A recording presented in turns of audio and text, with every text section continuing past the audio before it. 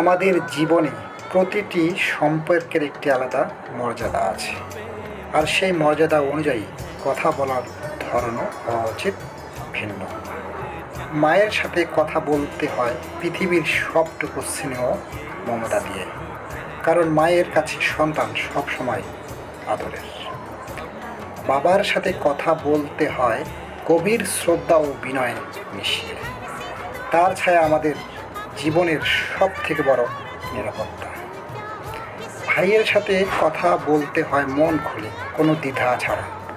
সে হলো জীবনের শ্রেষ্ঠ বন্ধু ও ভরসার জায়গা।